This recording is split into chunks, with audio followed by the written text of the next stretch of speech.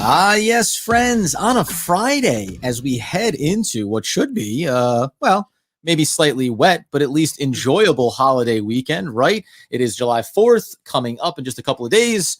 And of course, here on OGP, the One Giant Podcast, I'm Adam Arbrecht, joined as always by the healthy, the wealthy, the wise, the ready for libations, Andy Makowitz. Well, I had a few last night, so I'm a little groggy this morning. But I have a question for you, Adam, and this is one where we can embrace debate with our listeners. 4th of July, I want to ask you your plans first, and then I'll go into what I'm doing on the 4th of July. All right, sir. I am later today, Courtney's family, my girlfriend, my girlfriend and live-in lover, as I refer to her. Her family is going to be coming over. We're going to do probably some indoor stuff here, a little bit of food and just hanging out. We've got some pool volleyball scheduled over the weekend when the weather gets right, even into Monday. And of course, I have a newly acquired smoker, so I will be pouring some meats on a 16-hour roast. Well, I appreciate the invite. I will have to pass, but thank you so much for inviting me and thinking of me. That sounds lovely. The reason why I'm asking you, Adam, is I have a wedding on the 4th of July. Well, someone made a mistake.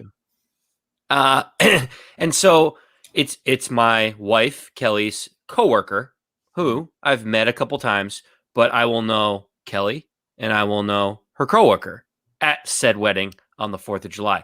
What's your take on holiday weddings? Like, you know, New Year's Eve, 4th of July, Memorial Day weekend. Like, do you have any thoughts about it?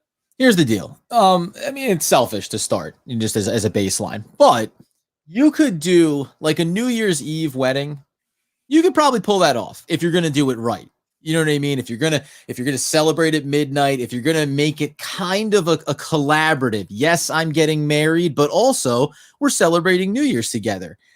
The problem with a July 4th, this isn't a big enough. I mean, I don't know. They're gonna put on a fireworks show at the end of the night. You know what I mean? Like, it's not a big enough holiday where you can turn a wedding into that type of occasion. If anything, you're just diminishing a nice razor getting into the dog days of summer. Family time, right? Relatives, beach, the weather, the barbecuing, all that stuff. You're kind of stealing that from friends and maybe even second or third acquaintances. Well, and that's the challenge, Adam, is that usually on the 4th of July, you're in a bathing suit, shirt, no shirt, eating hot dogs, sunglasses on. Now I'm in a suit. Right? Like it's a little bit of a different feel. Certainly not hating on it. I love no matter what day of the year it is, but at the same time, yeah. I love love. I'm a love of lovers, you know. So now we're going to get into some July 4th weekend themed couple. We're going to have some fun here on a Friday, but I will say though, now try to pull this off. Kelly, don't listen. Now my brother recently went to a wedding of a relative, and he showed up in kind of like a surf Johnny, you know, a little casual wear. And when asked, he said, I thought it was like a Hawaiian themed wedding. I thought a bit of a luau kind of scenario. Like, you could, try showing up in your Birkenstock sandals, a pair of khaki shorts, and a nice, Tommy Bahama shirt, and just say, I thought, barbecue, 4th of July. You might as well be comfortable, because otherwise you're just talking about Andy Makowitz standing tall in a sweat box. Is this thing outside? Listen, you know as much as I do at this point. What I will say is I'm excited. Like I said, I love, just in case everyone's listening to the show. Sure. Don't I don't put a curse upon their houses or anything like that. That's not what's going on here. Right. But and listen, I won't send you pictures and videos over the course of my weekend of what I'm doing, not for reference or comparison, just as, hey, look at me, I'm over here doing X. We could go 15 rounds on this, but love does love, and we love the way that we love the New York Football Giants. As we head into the holiday weekend, we just wanted to have a little bit of fun here, talk about the season, and throw out a couple of what ifs, who coulds, what have you. Let's kick it off with the elder statesman of the New York Football Giants wide receiving corps, one Sterling Shepard. This brought to us by Andy Makowitz, might I add. Over this weekend, we know hot dogs will be consumed sometimes at a professional level. Andy, more catches for Sterling Shepard in the upcoming season or hot dogs eaten for Joey Chestnut? I mean, wow, that's an interesting one. It's a great question. You said, pat on my back for Yeah. coming up with that. I think it's a phenomenal one. Sticks with the theme of the 4th of July, might I add. This, just for reference for everyone, Joey Chestnut is insane at eating hot dogs. And in 10 minutes, Joey Chestnut has eaten 75 hot dogs. It's the world record, 75. That's insane in 10 minutes. Like, does he even taste them at this point? Does he even know what a hot dog tastes like? It's like a pelican. Right. Just right down the gullet. When we talk about Sterling Shepard, the challenge is in his entire career, Sterling Shepard has never had more than 66 catches. And every single year of Sterling Shepard's career, his catches have been between 57 and 66. So you pretty much know what you're going to get from Sterling Shepard in terms of catches. You're probably going to get about 60 catches.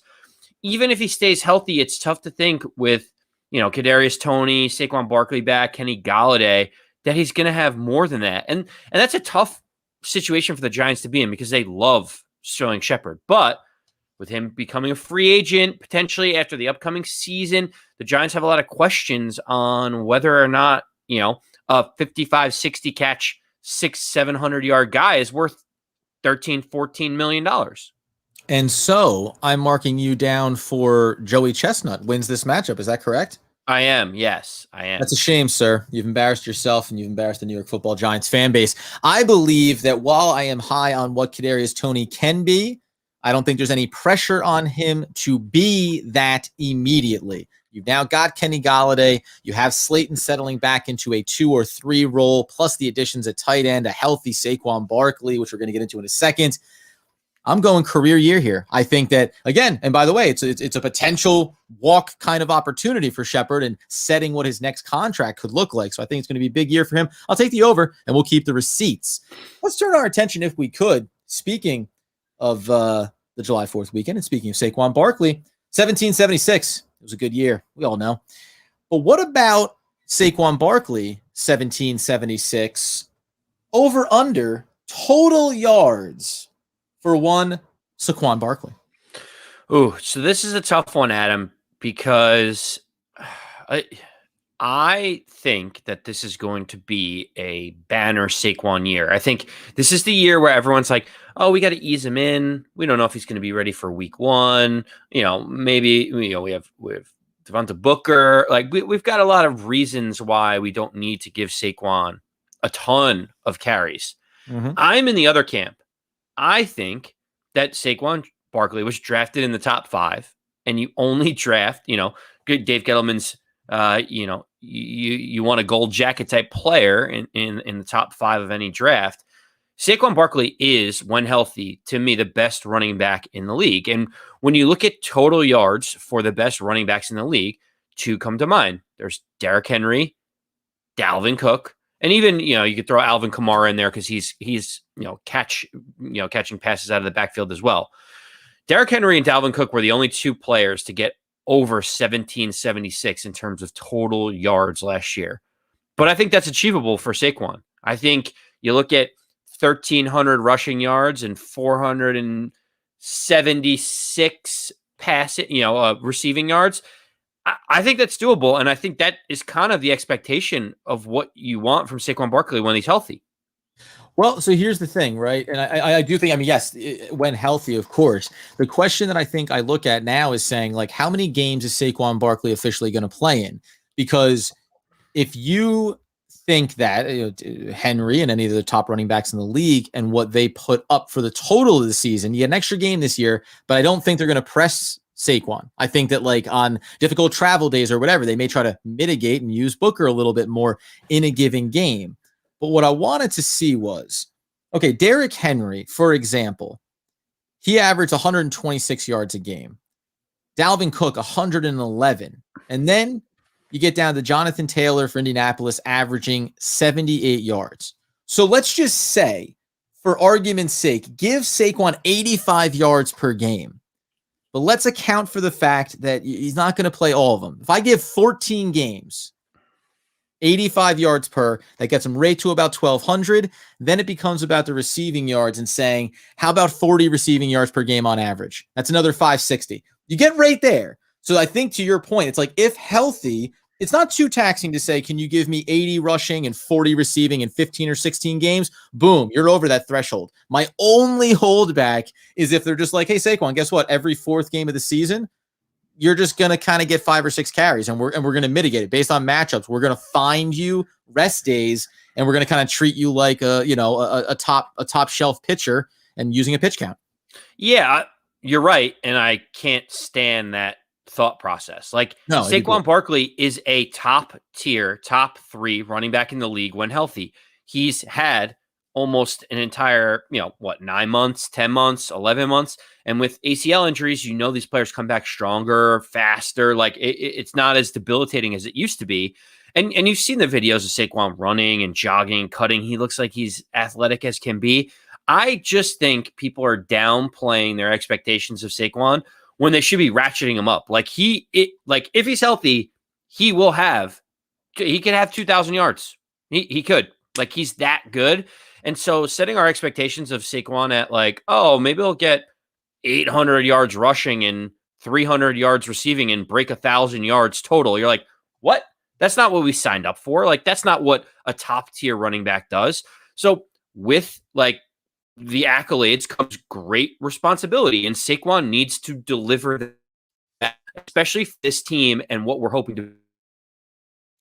Yeah, well, and I think what becomes interesting too, I will say we get slightly serious about it, is when you look over the Giants' schedule, you think about, well, where are the difficult matchups? Defensively, you're going to talk about Washington in the division. Obviously, you're going to talk about Denver right out there in week 1. But then there's a lot of games this is where it becomes curious. Even in games where maybe you'd think, like the Kansas City Chiefs, let's dial it up. Maybe against the Rams, another good defense, but going to be a little bit more of a shootout there. Dallas, New Orleans, the Falcons, like the teams where maybe you'd think more points are going to get scored here, then it becomes about, and this is where we talk about the Giants overall, of are you going to be a team that is balanced and in games, series to series, quarter to quarter, half to half, or do you find yourself trailing by 2 or 3 touchdowns at stretches where then you're airing it out and you're using the weapons in that regard to try to get yourself back into games? So that could dictate, I think, a little bit of the tempo of how Saquon Barkley's season plays out. And then how necessary is Saquon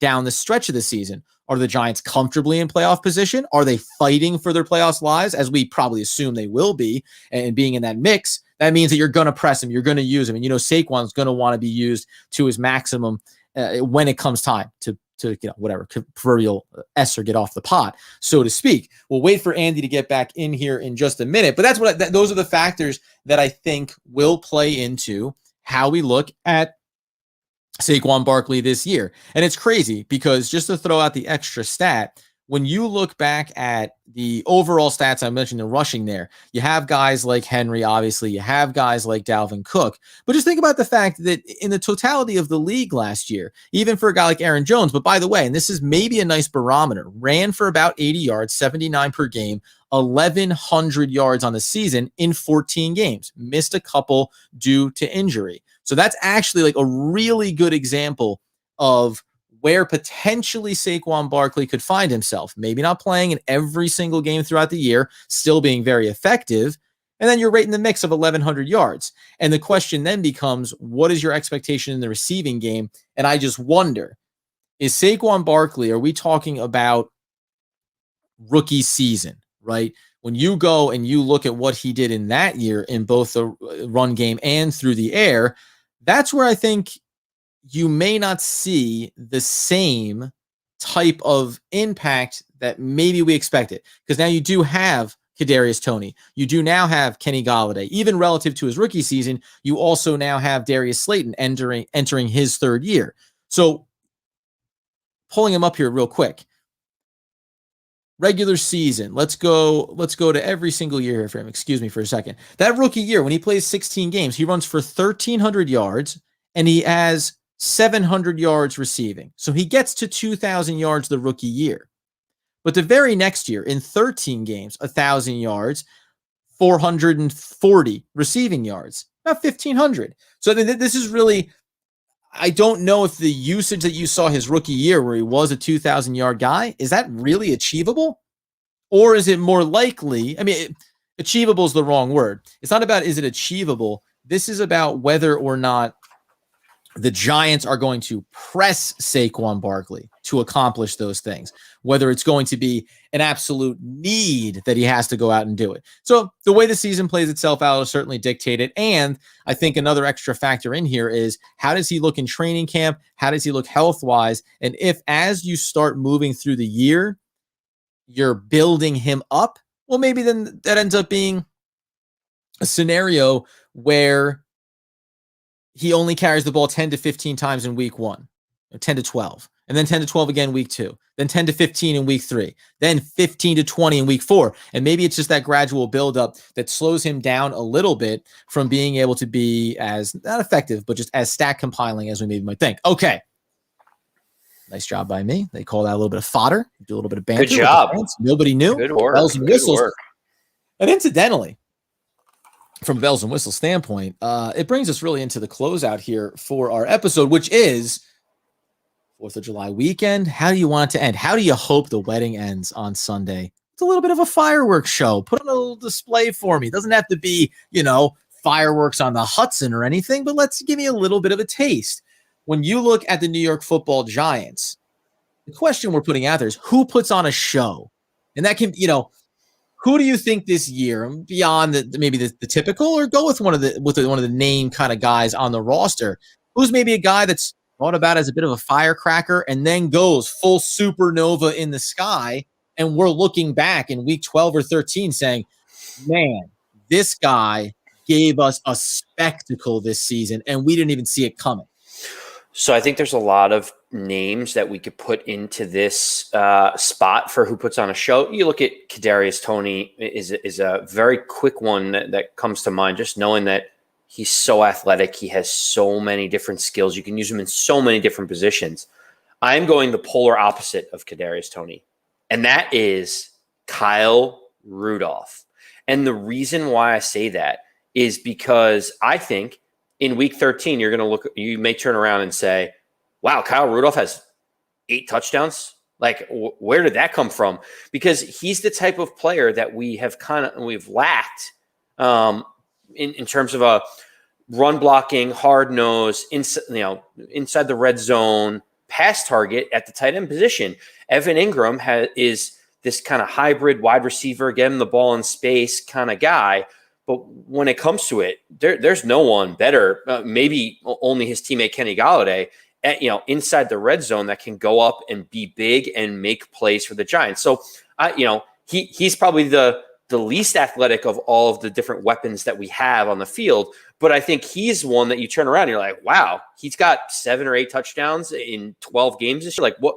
Like who saw that coming? Like when the big display goes up and it's, bang, bang, bang, bang, bang, bang, bang, you see all the big pops, but then in between, before the next big burst, you see some of those shimmer, big waterfall star fireworks that go off. That maybe feels like a Kyle Rudolph, right? Like it's just this little shimmer. Everyone enjoys it. You're enjoying it, but you're also waiting for the other big things that are going on around it. And by the end of it, you go, what was your favorite part about the fireworks display? You go, you know what? I really like when those big crescendo, the chandelier of fireworks come tumbling down. I'm going to put forth one that I don't know. You can say maybe this is too on the nose or too obvious, but I'm trying to ramp myself up for the year. I'm trying to get excited. I'm going to say that we're looking back in weeks 13 or 14 and we're saying, Daniel Jones really put on a show this year. Like Daniel Jones came out from week 1 going forward and was just everything that you expect a franchise quarterback to be. I won't be surprised if he is up over 30 to 35 touchdowns this year. I won't be surprised if he's using his legs for those little scramble plays and keeping his balance as he's surging towards the end zone. Like, I think that we're on that precipice, obviously, of is the New York Football Giants organization looking at this and going, we did it, or hey, we've made some huge mistakes. It's time to restructure this thing. And as they go to lean down to put the proverbial lighter to the wick that is the fireworks show this season, it's going to be magic in the sky. It is not going to be, hey, Larry, are you sure you twisted all of them together? Because all I see is a few sparklers fizzling out there on the lawn. There's no bang. There's no pop. I think Daniel Jones is going to be our proverbial firecracker. Okay. You know what's interesting about this take? I love it. And you and me are very bullish, both on Daniel Jones. I think he's going to have a wonderful year.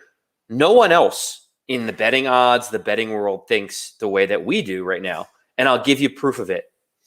In terms of the NFL MVP and the odds to win NFL MVP, did you know that there are a couple people that I thought you'd be interested in?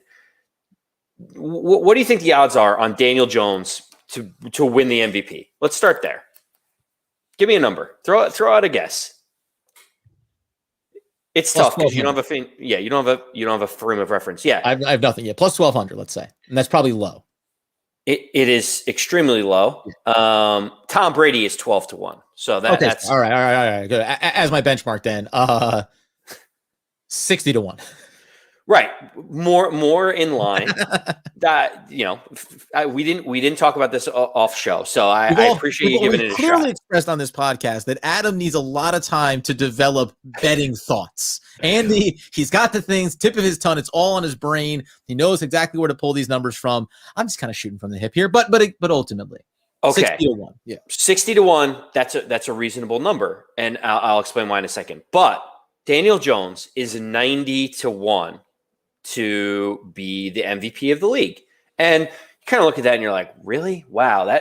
Does that number feel too high, too low? I'll give you 3 frames of reference so that you can kind of, I want to hear your thoughts on this. All right. One is Kirk Cousins is 45-1. He is half the odds to win the NFL MVP than Daniel Jones, which to me is just like mind-boggling because Kirk Cousins at his peak, his upside is nowhere near what Daniel Jones is, right? Like Daniel Jones can run, he can pass, he's dynamic. Kirk Cousins is none of those things. Second frame, yeah, you're like, yep, okay. Second thing, Jalen Hurts of the Philadelphia Eagles is 75-1. He has better odds to win the NFL MVP than Daniel Jones. So, okay, but now this is what I've learned as an astute observer of the betting game, though. This feels like the Kirk Cousins one, I feel like is name cachet, so you're trying to get a little bit of taste on that cheddar there. The Daniel Jones one feels like this is the bettors in Vegas, as Andy would say. They're telling me that they think there's zero chance that Daniel Jones is going to win the MVP.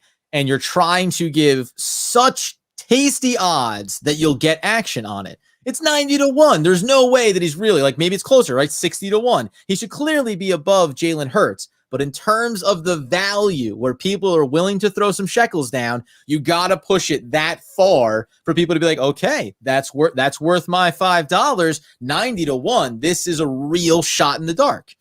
Let me give you the ultimate sign of disrespect. Okay. Daniel Jones is 90-1. Do you know who else is 90-1 to win the NFL MVP? No, he's actually way further down the list, which I was surprised about. would have been good. That would actually make sense if he was the same. I'd be like, all right, it's so disrespectful you wouldn't even think about it. The answer, Adam, is Jordan Love. Jordan Love. The backup quarterback of the Green Bay Packers has the same odds to win the NFL MVP as the starting quarterback of the New York Football Giants. Think about the amount of disrespect that shows to Daniel Jones. Other notable guys are Sam Darnold, Drew Lock, Trevor Lawrence are all 90-1 with Daniel Jones, which, take it for what it's worth. But the fact that Jordan Love is at that exact number when he's basically never thrown an NFL pass, is the backup quarterback, and people are saying that he hasn't looked good in practice. It's like, what planet am I on that people think that Daniel Jones has the same correlation as Jordan Love? Where's Justin Fields on the list? Just out of curiosity, where's Justin Fields? Where is? Pull him up, and then what would be another one that would just be interesting? Justin Fields is 150 to 1. Okay, so I mean, like, you know what I mean? Like, okay, like that makes sense, right? This guy's a total shot in the dark. Right. So how is Jordan Love 90 to 1? How is Jordan Love 90 to 1? Like, who's putting your proverbial shekels down on Jordan Love at 90 to 1 when you could get a starting quarterback? Let's put it this way. Yeah, let's put it this way. You have $5 in your hand, and you can only put the bet down on one. This is all you can do. You've got 90 to 1 odds on Jordan Love and Daniel Jones to win MVP. Where are you putting your $5, right? I mean, objectively, there cannot be anyone around the NFL that would go, well, Jordan Love might be worth throwing a little Lincoln down on. The only thing I can think about in that scenario is people would say, we've seen Daniel Jones. We think we know what he is. He is a known commodity. That known commodity can't win the MVP. At least Jordan Love is a lotto ticket that you've never seen before. So like maybe someone could rationalize that in their thinking. But like Tua Tagovailoa is 60 to 1. He's throwing 7 picks in practice, and like he's not. These odds sometimes frustrate me. Adam, I don't know. What have we said though, right? Like, and this goes into win projections and everything else, right? It's all about the perception of the team as well, right? So a team like Miami, they've been this kind of like ascending organization over the last couple of years, and whatever Tua is or is not, but you feel like, oh, like they're maybe on the precipice of being them and the Bills battling it out for the AFC East. So there's this positivity around not just the team, but then the players that comprise it, right? Likewise for the Giants, in spite of what they did in the offseason, what have all the narratives been? Oh, are the Giants going to regret bringing in Adoree Jackson? Is Kenny Golladay really worth that contract? Will Saquon Barkley be healthy this year? Is Daniel Jones actually a friend? Like, so all of those questions, then they go, how the Giants team doesn't have a chance to be good enough for Daniel Jones to be in better standing when it comes to MVP. Like, that's the way I look at it, right? The team impacts the MVP odds for these quarterbacks. Likewise for a Jordan Love. Okay, what does Jordan Love have to do? Not trip over his bleep, but, you know, what does he have to do for the Green Bay Packers to still be a playoff team? And then all of a sudden, you'd at least have him in the conversations, right? If Aaron Rodgers is gone and the Packers get back to the playoffs, Jordan Love must be doing something right in that scenario. So all of these factors swirl, and the only common denominator we know is that almost every time there's an element around the Giants, at least to this point, shy of saying everyone thinks that the secondary can be dangerous, everything else is people basically being like, yeah, I don't know, tough division. And if you know that division with Washington, with Dallas, think about the betting odds to win the division. They don't respect the Giants there. So if you think the Giants are likely to finish 3rd or 4th in the division, there's no way that Daniel Jones could be in the running for an MVP. Well, and that's really bringing us to our Independence Day. Adam, our Independence Day is we are breaking away from regular media, the betting odds. We are going out on our own, and we are part of the Daniel Jones faction that is saying he is going to be tremendous. The Giants are going to win the division, and the amount of disrespect around the betting odds for Daniel Jones to be MVP, for the Giants to win the division at 4 to 1. Like, this is our Independence Day. Like, we're breaking away. I'm not listening to any of that media noise anymore because all these numbers are wildly off from what my expectations are for the Giants. That's true. It's not wrong, man. At the end of the day, we are putting our shekels, or whatever currency we choose, down on a lot of different avenues. I already put money down. Not that I encourage betting if you're not into it. I already put money down on the Giants to win the division. I think that they can do that. I'll probably throw a small amount on an MVP as a sleeper. If there's comeback odds or most improved, I'm putting money down on Andrew Thomas coming into this season. Comeback player will be Saquon Barkley. You know, top wide receiver odds. I'm doing props all over this team because I think that they are going to be what we've been waiting and longing for these last couple of years since we drafted Daniel Jones, right? You think you get the new franchise quarterback. The next step is let's start to see the results on the field. I believe the Giants are going to do it. But At the end of the day, friends, as we head into the holiday weekend, and some of us into a bit of a debacle around a wedding, no one needs it. That's fine. Good for you guys, whatever. We hope you have a healthy and safe one. Hope you enjoy it with some family and friends, maybe a couple cocktails, maybe some burgers and dogs, maybe some fireworks at the end of it. Starting next week, we'll probably start to dive into some of our expectations around individual players all over this roster, really setting the bar about how did they grade out from last year and where do we think they can go into this upcoming season. Obviously, Daniel Jones and Saquon Barkley will be somewhere on that list. Until then, though, you can follow us on social media, One Giant Podcast. Follow and listen to the podcast wherever you get those needs of yours fulfilled. And as Andy Makowitz would want, need, and probably demand that you know, Happy Canada Day to our listeners out in Canada. But as always, let's go Big Blue.